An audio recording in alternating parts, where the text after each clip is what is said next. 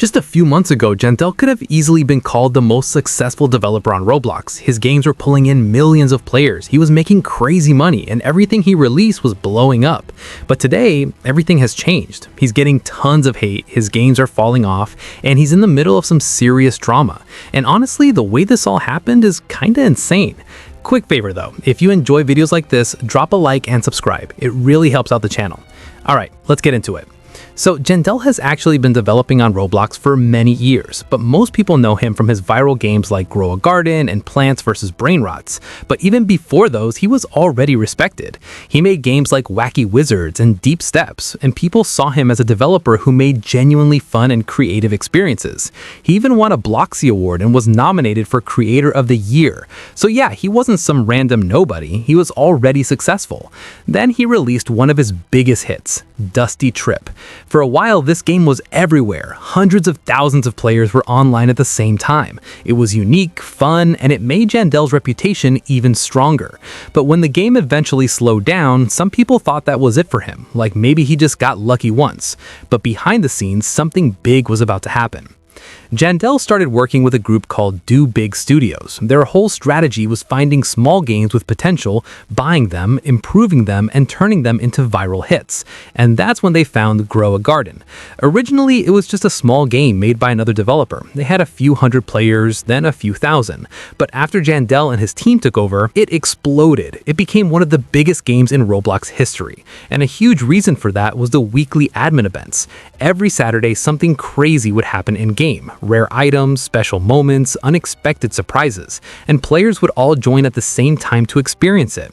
At one point, the game hit over 20 million players during one of these events, which is honestly hard to even imagine.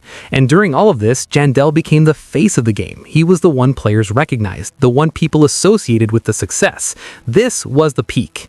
Then it happened again. He bought Plants vs. Brainrots and it went viral too. Millions of players, another huge success. At this point, he had 3 massive hits in a row.